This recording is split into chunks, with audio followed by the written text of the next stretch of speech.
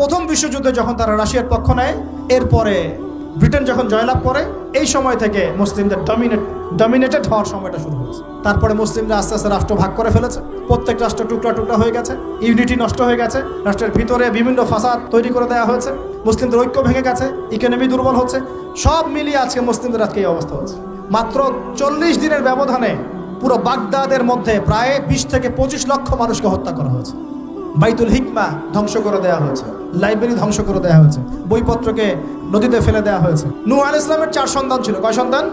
এক সন্তানের নাম হচ্ছে হাম। কি নাম? হাম। হাম ছিল একটু কালো বর্ণের। হামকে দিয়ে আফ্রিকার কন্টিনেন্টে যত মানুষ দেখছেন ব্ল্যাক স্কিনের, কালো স্কিন, এরা সবাই হামের বংশধর। মজা না বিষয়টা? মানুষের অস্তিত্ব পৃথিবীতে, ইতিহাস, এগুলো খুব ইন্টারেস্টিং টপিক। ইতিহাস পড়তে থাকলে আপনি ডুবে যাবেন। কত কি যে বিশ্বে হয়েছে আর কত কিছু হবে সামনে, সুবহানাল্লাহ। তখন আপনার অস্তিত্ব জানান দিবে যে আমি কত ক্ষুদ্র, মহাবিশ্ব কত বড়, আল্লাহ কত বড়, কত সময় চলে গেছে আর আমি এই সময় কি করছি। এক ভাইয়ের নাম শাম। এই শামকে কেন্দ্র করে এই আরবের যে মানুষগুলো আছে, আরব, অ্যারাবিয়ান, এরা শামের বংশধর। আরেক ভাইয়ের নাম ইয়াফাস। কি নাম? ইয়াফাস। ইয়াফাসের বংশধর হচ্ছে পশ্চিমারা, মানে রোমক যারা, তারা। আরেক ভাইয়ের নাম ছিল কেনান। কি নাম? কেনান।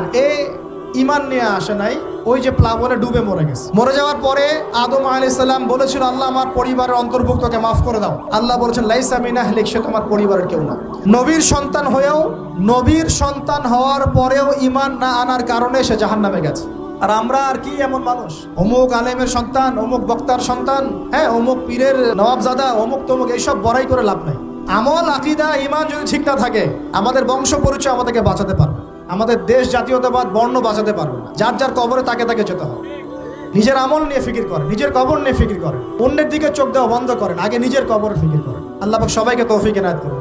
যারা বুদ্ধিমান তারা নিজেকে নিয়ে ব্যস্ত থাকে, যারা অহংকারী, উদ্ধত, এরা মানুষের পিছনে পড়ে থাকে। আল্লাহ পাক আমাদের সবাইকে নিজের চেহারা আয়নায় দেখার তৌফিক দান করুন।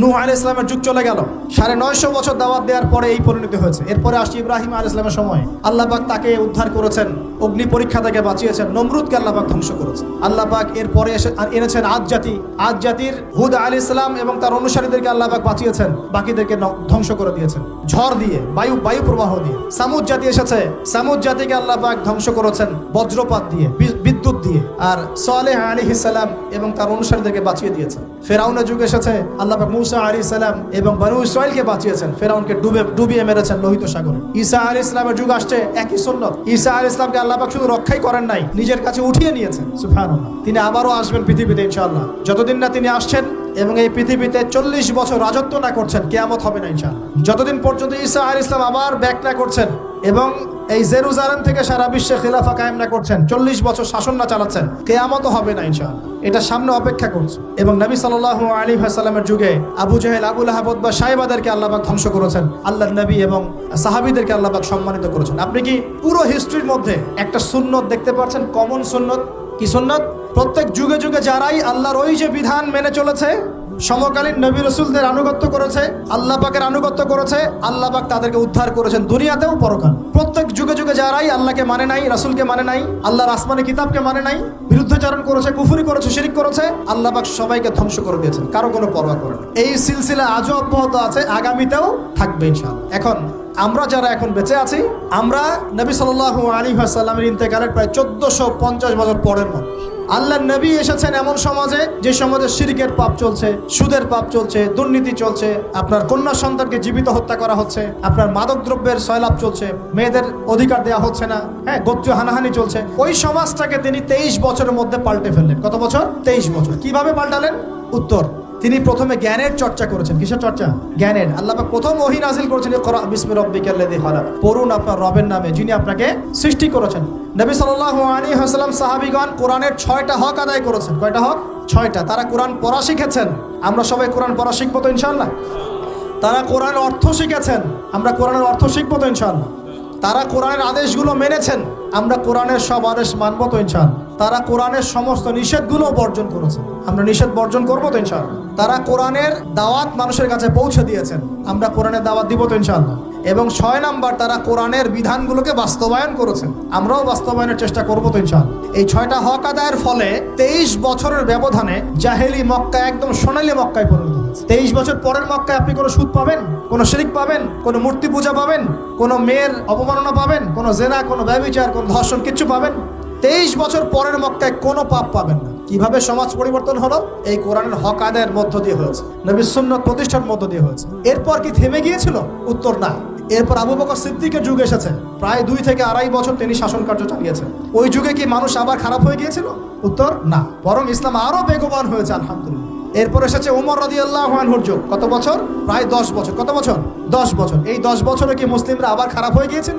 উমর রাদিয়াল্লাহু আনহুর কোর্টের মধ্যে কি প্রতিদিন কেস আসতো? সারা বছরে একটা কেসও আসতো না। মানুষ এত ভালো ছিল, সারা বছরে একটা কেসও আসতো না। বরং যারা রাষ্ট্রীয় পর্যায়ে দায়িত্বশীল ছিল তারা এসে বলতো যে আমাদের ভাতাগুলো বন্ধ করে দেন, বসে বসে বেতন নিব কেন, কোনো তো কেসই আসে না, বসে থাকবো কেন? এরকম সমাজ ছিল।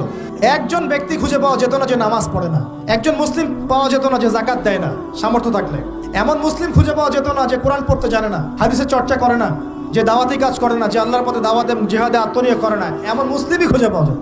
এরপরে আসলো উসমান রাদিয়াল্লাহু আনহুর যুগ। ওই যুগে ফিতনা শেষের দিকে সৃষ্টি হওয়া শুরু হলো। কোন বিষয়কে কেন্দ্র করে? কোরআন সংকলনকে কেন্দ্র করে ফিতনা সৃষ্টি হলো।